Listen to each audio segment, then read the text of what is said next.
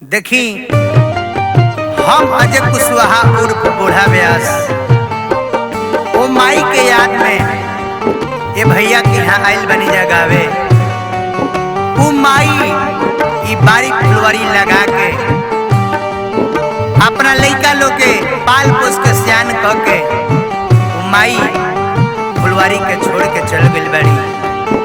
बेटा लोग नात नतपुर बेटी दमाद सभे लोग रोवता माई के याद कहता कि हे माई सपना हो गइलू मैया मोर हो बन के कठोर हो कहाँ गइलू हम निक छोर हो नैना वासलोर गिरता कहाँ गइलू हम निक छोर हो नैना वासलोर गिरता।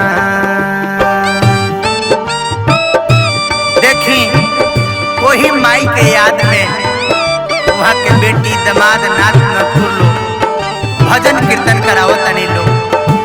वही माई 15 तारीख रहे सोमवार दिन रहे ये परिवार के छोड़ के माई चल गई।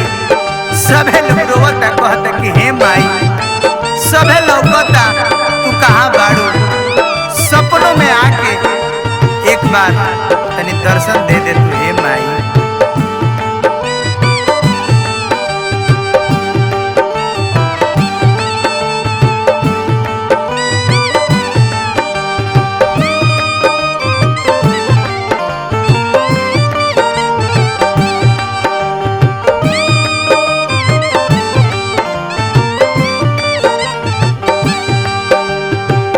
पंदर तारीख रहे सोमवार दिनवा हमनी के छोड़ गइली माई ओह दिनवा।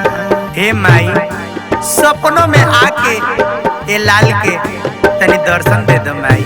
15 तारीख रहे सोमवार दिनवा हमनी के छोड़ गइली माई ओह दिनवा।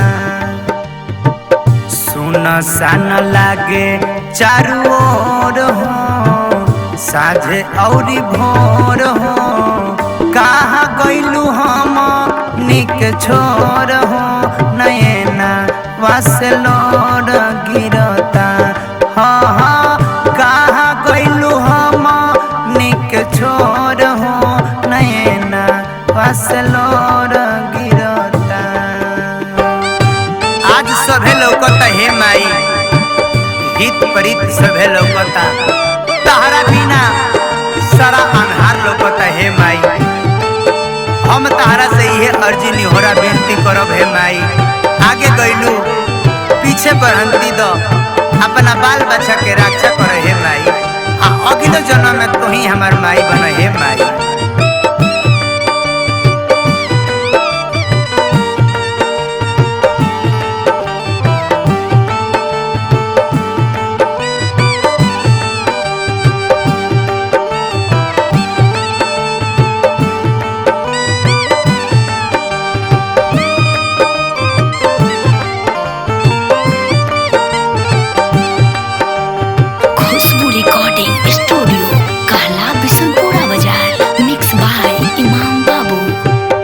बेटा पतो हरोवे रोवता लोनाती उनके याद में कहूँ पता छाती। हे माई केने बाड़ू आके लइका के लाज रख माई।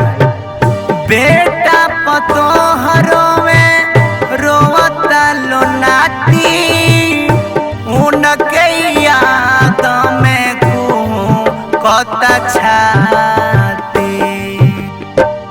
रोवता अजैया साझे भोर हो कहाँ गइलू हम निक छोर हो नैना वासलोर गिरता।